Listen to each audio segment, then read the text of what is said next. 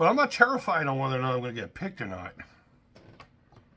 I'm terrified what's going to happen if I get picked.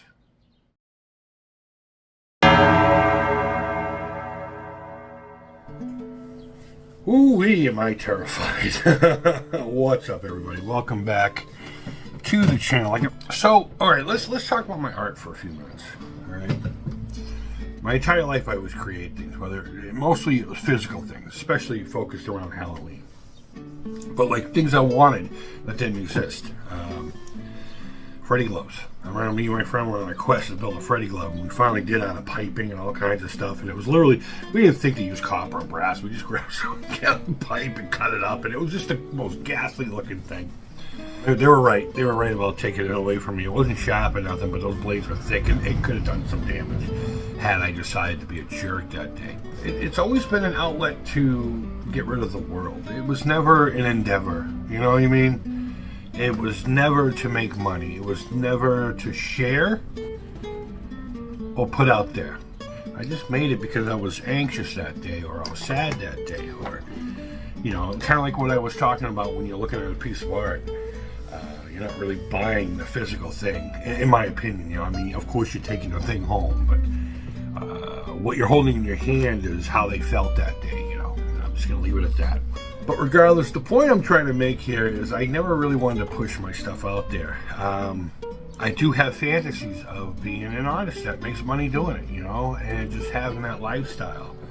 My ideal lifestyle would be not thinking about things, you know, just doing. Stanley Kubrick was like that, you know.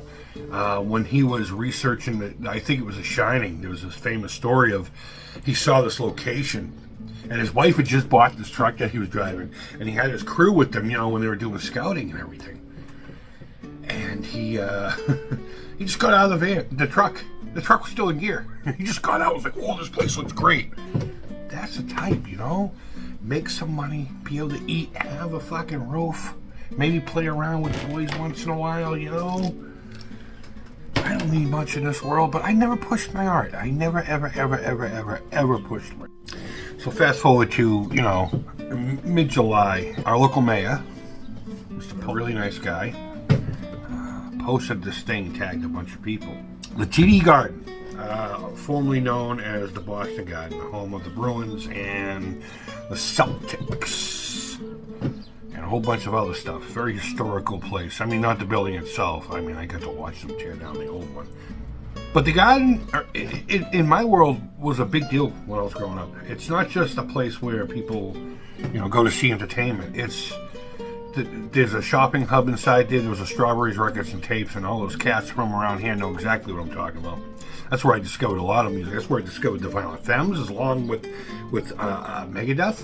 I mean, Danzig. I knew Megadeth at this point. Cannibal Corpse. I discovered Cannibal Corpse there. And of course, on top of that, I mean, it's the Boston Garden. We used to go there once a month to watch wrestling. It was like $5 a ticket. No one ever showed up, so you got to sit wherever the hell you wanted to. We'd go in the back and wait for them to come in. And a lot of them would just walk in with their bag on. And they'd come over and be like, "Hey guys, how you doing?" Sign things. And, you know, if I remember correctly, Hulk Hogan always came in an ambulance. Not to mention all three of our train lines up right through there. So it's kind of a big deal. A lot of people pass through there. Like thousands of people pass through there every day for one reason or another. So he posts that there's this thing, I guess it's called a TD Garden House Artist, I guess, where they seek local artists. I hope it would just be local. And they have a theme, and they display the pieces that they choose in this one specific section that, you know, it gets traffic too. And of course there'll be a little plaque about the artist or whatever, so I'll have to clean up my stuff and look more professional. But I would never in a million years imagine even thinking about doing something like that. But that's why I did it. I submitted, and I literally took this picture. Hopefully I still have it. This is the picture I sent. And I figured, you know what? I'll let the art speak for itself, and hopefully they'll get the idea. And the theme is transformative. Now, I know it's going to be politically motivated thing. Let's leave that alone, okay? It's about the the creativity here. So forget all that. I don't care about what your opinion in this video is about. Whatever could be related to that topic.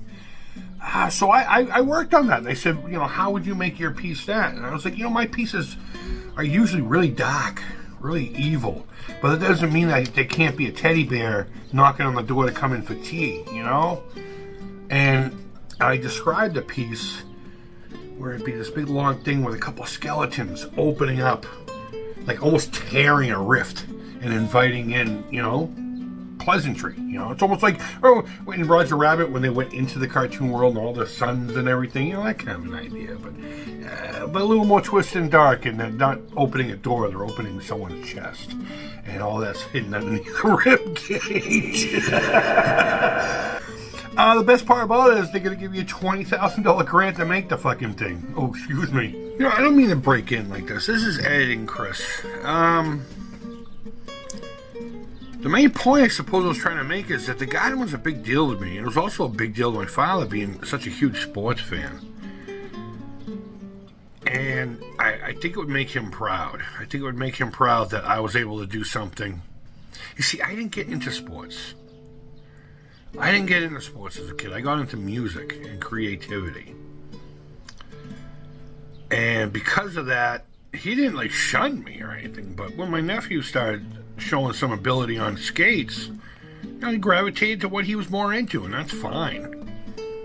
So if I could have a piece hanging in a cathedral of his interests, so to speak, I know he'd be excited about that. So going back to my first words, I'm terrified. Okay, so I do plan on camera opening the email when I get my thing, all right? So I did sign up on July 15th. Entries end on the 31st, and right about then is where I started watching my email, and I got my confirmation. Oh my God, I thought it was an answer already, and I've been stalking my email, just keeping an eye on it, waiting for that. And I think I will record my reaction to opening the email. You won't see the email. My computer's right here, so I'll just be like, yay, I got in her. But I'm not terrified on whether or not I'm going to get picked or not. I'm terrified what's going to happen if I get picked.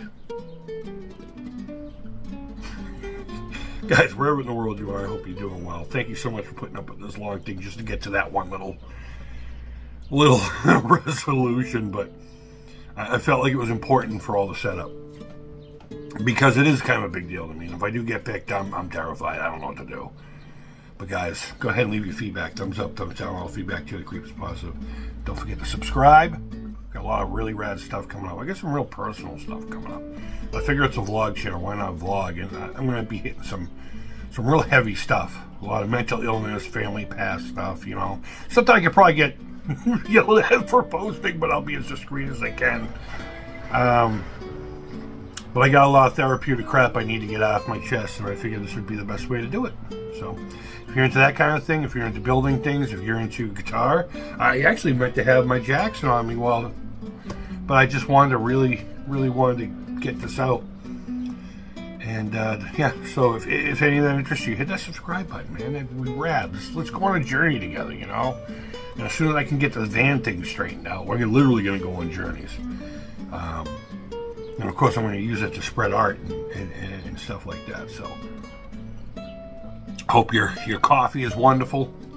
And until next time, take care. Creep it real. And bye-bye. Wish me luck, guys. Wish me luck. And if I do get picked, I need encouragement. I need a lot of encouragement.